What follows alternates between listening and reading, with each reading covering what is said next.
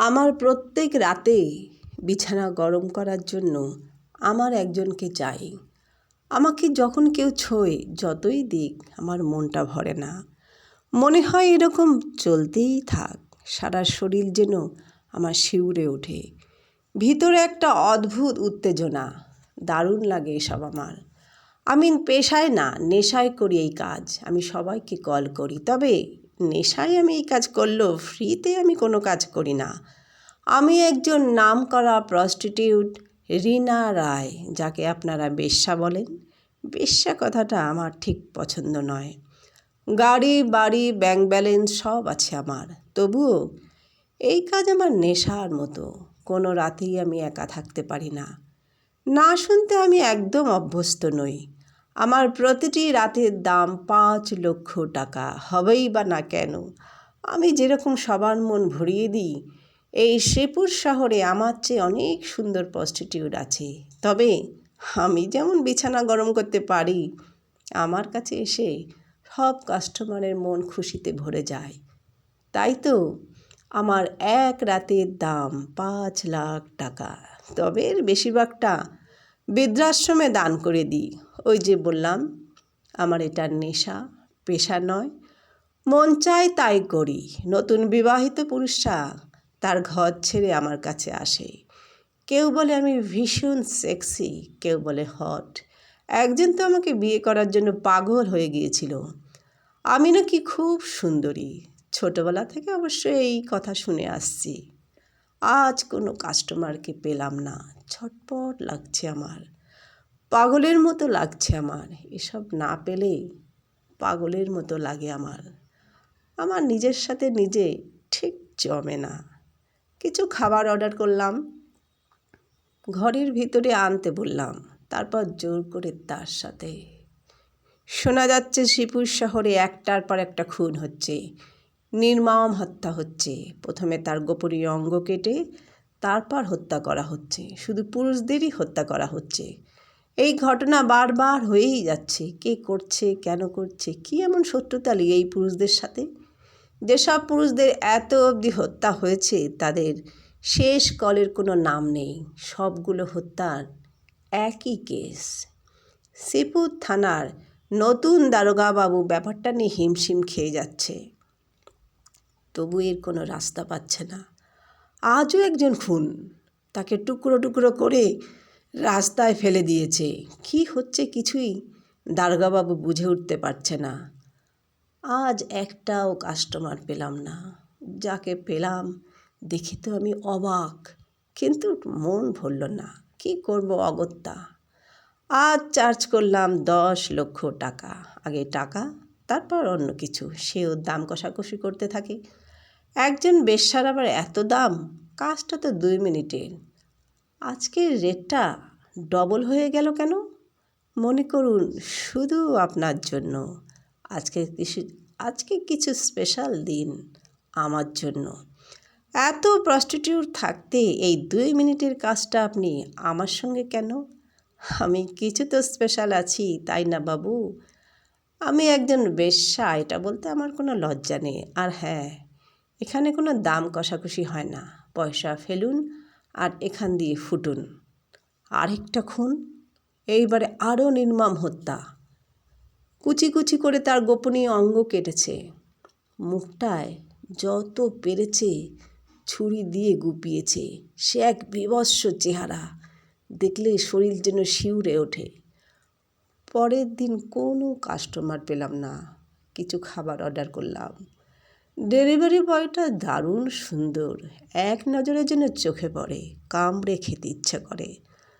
খাবার ভিতরে আনতে বললাম, ভিতরে আসতেই তার উপরে আমি ঝাপটে পড়লাম। সারা পুরুষ আমাকে একটু ছোঁয়ার জন্য ছটপট করে। এর মধ্যে কিছুই নেই, তবে কি একেবারে পুরুষত্বহীন? হঠাৎ বন্দুকটা আমার মাথার উপরে ধরা হলো। তোমার খেলা শেষ রিনা রায়। এবার একটু শ্বশুরবাড়ির হাওয়া খাওয়া লাগবে। অনেক বিছানা গরম করেছেন, অনেক পয়সা কামিয়েছেন, এবার চলুন শ্বশুরবাড়ি। কে আপনি? আমি শ্রীপুর শহরে নতুন দারোগা অভিষেক সেন। নতুন বলেই চিনতে পারেননি, তাই না? না হলে আপনাদের তো সব বাহাতে কেনা থাকে। কনস্টেবল প্রীতি, একে অ্যারেস্ট করুন, বাকিটা থানায় শুনব। এবার বলুন, বিখ্যাত রীনা রায় এই পথ কেন বেছে নিলেন? এতদিনে এমন একজন পুরুষকে দেখলাম যে নাকি আমাকে সম্মান দিয়ে কথা বলল। এত ভালো করে কথা কেউ আমাদের সাথে বলে না।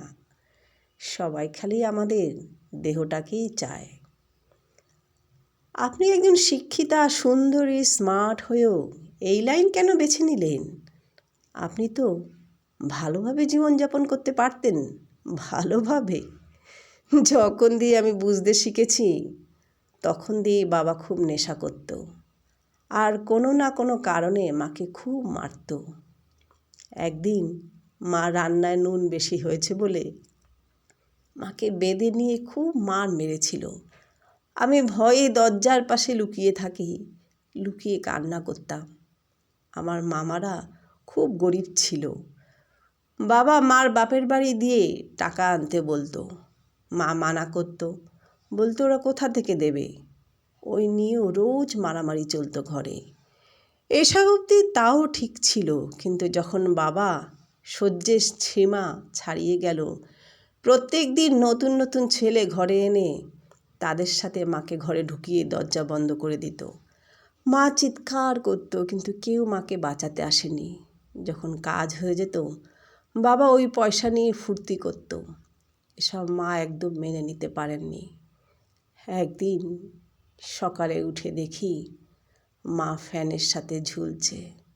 ওই দিন আজও আমার চোখের সামনে ভাসে। আমি কিছুই করতে পারিনি। মা মারা যাওয়ার পর তারপর বাবার নজর পড়ল আমার উপর। বয়স তখন আমার সবে 10 বছর। দুধের দাঁতও পড়েনি সব আমার।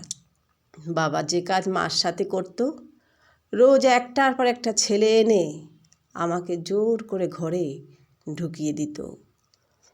ভয়ে চিৎকার করতাম, জোরে জোরে কান্না করতাম, আমাকে আমাকে ছেড়ে দাও তোমরা। কিন্তু কেউ আমাকে বাঁচাতে আসেনি, কেউ শুনতো না আমার কথা।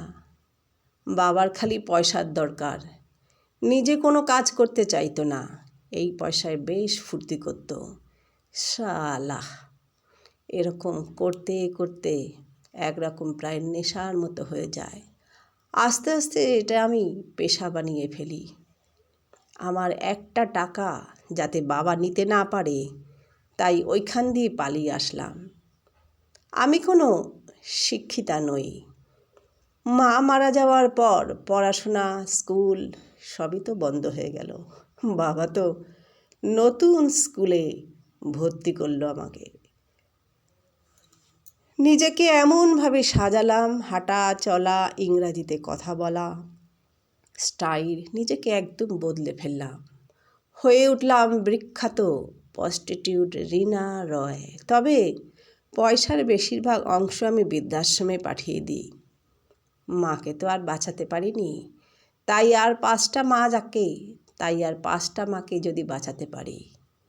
এই একটার পর হত্যা আপনি করেছেন, এই একটার পর একটা হত্যা আপনি করেছেন, তা আমি আগেই সন্দেহ করেছি। তাই তো সেদিন ডেলিভারি সেজে আপনার কাছে গেলাম। শেষ হত্যাটা আপনি এইভাবে? আপনি কি পশু? হ্যাঁ, আমি পশু। ঘৃণা করি আমি এই পুরুষ সমাজকে। তাই তো কাজের পরে আমি এদের শেষ করে দিই। এখন আমার ফাঁসি হলেও আমার একটুও দুঃখ নেই। সেদিন যাকে শেষ করেছি তিনি হলেন আমার বাবা বীরেন্দ্র রায়। বাবা আমাকে চিনতেই পারিনি, আর চিনবেই বা কী করে? সেই 10 বছর বয়সে ঘর দিয়ে বেরিয়ে এসেছি। হ্যাঁ, আমি পশু, আমি জানোয়ার, আমি খুনি। আজ এত কিছু আমি কার জন্য হয়েছি? আমিও তো পেতে পারতাম সুন্দর একটা জীবন। যখন বন্ধ ঘরে আমার মা চিৎকার করত, যখন আমি পাগলের মতো কান্না করতাম, আমাকে ছেড়ে দাও, ভয়ে যখন আমি কাঁপতাম, তখন কেউ আসেনি আমাকে বাঁচাতে। এই দেহের উপরে যখন রাতের পর রাত খেলা করা হয়, তারপর যখন আমাদের ছুঁড়ে ফেলে দেওয়া হয়, শুধু আমরাই জানি কেমন লাগে আমাদের। আমার মতো কত মেয়ের চোখের জল আমরা রোজ নিজেরাই মুছি। তখন কোথায় ছিলেন আপনারা?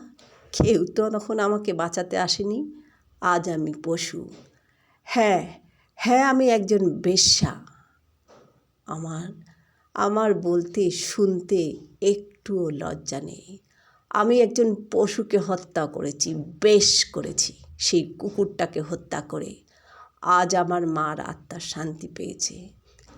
আইন আপনি নিজে হাতে তুলে অন্যায় করেছেন। কনস্টেবল, একে লকআপে নাও। তবে কথা দিচ্ছি, যাতে আপনার কম সাজা হয় সেই চেষ্টা আমি অবশ্যই করব। বন্ধুরা, গল্পটা কেমন লাগলো? ভালো লাগলে প্লিজ অবশ্যই সাবস্ক্রাইব করবেন, আর অনেক অনেক শেয়ার করবেন, লাইক করবেন। আর কেমন গল্প শুনতে চাইছেন অবশ্যই কমেন্টে জানাবেন। ভালো থাকবেন, সুস্থ থাকবেন। আবার দেখা হচ্ছে নতুন একটা গল্পের সাথে। নমস্কার।